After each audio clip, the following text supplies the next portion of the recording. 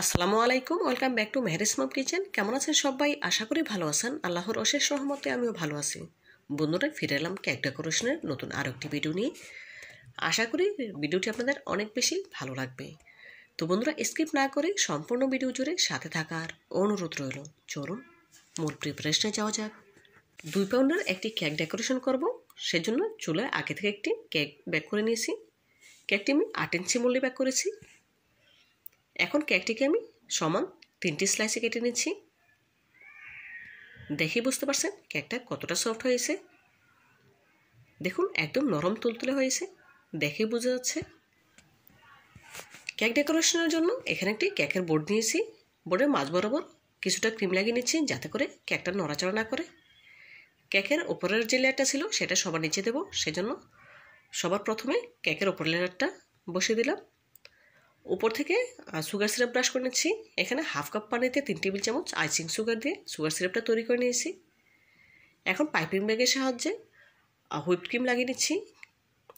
এখানে আমি ট্রপিক্যাল ব্র্যান্ডের হুইপ ক্রিম ব্যবহার করেছি।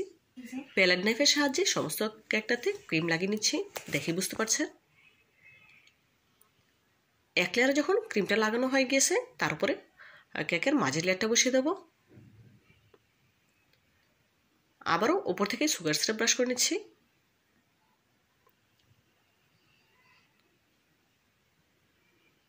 সুগার সিরাপ ব্রাশ করে নেওয়া হয়ে গেলে আবারও পাইপিং ব্যাগের সাহায্যে হুইপ ক্রিম লাগিয়ে নেব।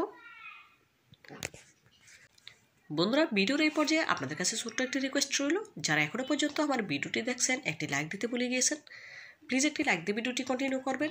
আর যে সকল বন্ধুরা আমার চ্যানেলে নতুন ভিজিট করেছেন, রেসিপিটি ভালো লেগে থাকলে প্লিজ চ্যানেলটিতে সাবস্ক্রাইব করে পাশে থাকা অল অপশনে ক্লিক করে দিতে পারেন। এতে করে আমি যখন কোনো নতুন রেসিপি আপলোড করবো সবার আগে আপনার কাছে পৌঁছে যাবে। এই কাজটি যারা অলরেডি করে নিয়েছেন, আপনাদেরকে জানিয়ে অসংখ্য ধন্যবাদ। কেকের নিচের লেয়ারটা সবার উপরে দেবো, সেজন্য সবার শেষে কেকের নিচের লেয়ারটা বসিয়ে দিলাম।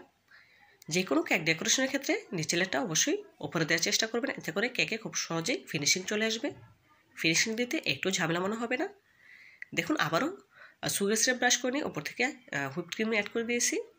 এখন প্যালেট নাইফের সাহায্যে সমস্ত কেকটাতে ফিনিশিং দিয়ে নিচ্ছি, দেখে বুঝতে পারছেন। সাইড থেকে কেকে ফিনিশিং দিয়ে নিচ্ছি, দেখে বুঝতে পারছেন। যে সাইডটাতে ক্রিম কম মনে হয়েছে সেদিকে সামনে একটু ক্রিম অ্যাড করে দিচ্ছি।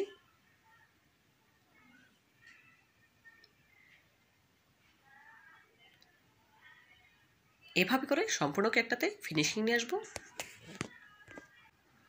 দেখুন বন্ধুরা, এই পর্যায়ে কেকে মোটামুটি ফিনিশিং চলে এসেছে, দেখে বুঝতে পারছেন। এখন এই কেকটাকে নর্মাল ফ্রিজে রেখে দেবো 1 ঘন্টার জন্য। 1 ঘন্টা পর নর্মাল ফ্রিজ থেকে নামিয়ে নিয়েছি।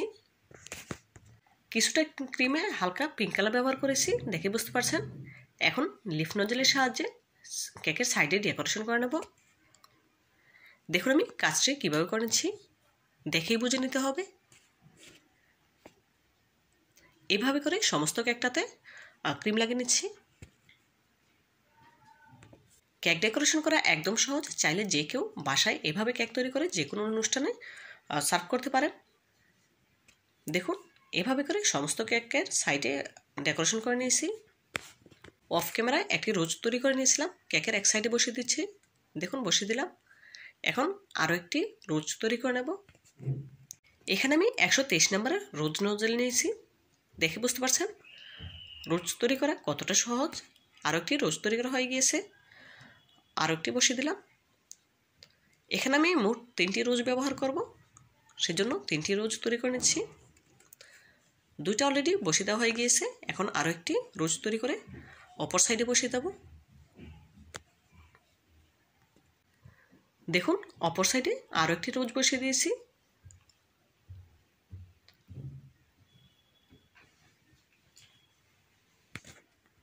সিক্স বি নজলের সাহায্যে কয়েকটি ডিজাইন এঁকে নিচ্ছি। দেখুন, পাইপিং ব্যাগে সামান্য একটু প্রেস করলেই খুব সুন্দর ডিজাইন তৈরি হয়ে যাচ্ছে। প্রথমে আমি পিঙ্ক কালার ব্যবহার করেছিলাম, এখন হোয়াইট কালার ব্যবহার করব।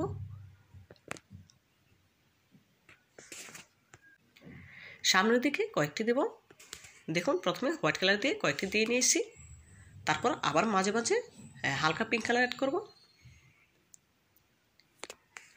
রোজগুলোর সাইডে কয়েকটি লিফ এঁকে নেব, এতে করে কেকটা দেখতে অনেক বেশি আকর্ষণীয় লাগবে। দেখুন কয়েকটি ছোট ছোট লিফ এঁকে নিয়েছি। এখন কেকের সাইডে বর্ডার করে নেব। ছোট যে স্টার নজল আছে সেটার সাহায্যে আমি কেকের সাইডে বর্ডার করে নিচ্ছি। দেখেই বুঝতে পারছেন আমি কাজটি কীভাবে করে নিচ্ছি। দেখলেন তো বন্ধুরা কেক ডেকোরেশন করা কতটা সহজ। চাইলে যে কেউ এভাবে বাসায় কেক ডেকোরেশন করতে পারেন। দেখুন বন্ধুরা কেক ডেকোরেশন করা হয়ে গিয়েছে। এখন কেকের ফাইনাল লুকটা আপনাদের সাথে শেয়ার করব। কেকের ফাইনাল লুকটা দেখুন, মাশাআল্লাহ দেখতে কেকটা কতটা সুন্দর এবং আকর্ষণীয় লাগছে। তো বন্ধুরা আমার কেক ডেকোরেশনের ভিডিওটি যদি আপনাদের একটু হলেও ভালো লেগে থাকে প্লিজ লাইক কমেন্ট এবং শেয়ার করবেন। আর আমার চ্যানেলটি সাবস্ক্রাইব করে পাশে থাকা অল অপশন ক্লিক করে দিতে একদম ভুলবেন না। আজকের মতো বিদায় নিচ্ছি। দেখা হবে নতুন কোনো দিনে নতুন কোনো রেসিপিতে। ভালো থাকবেন সবাই। আল্লাহ হাফেজ।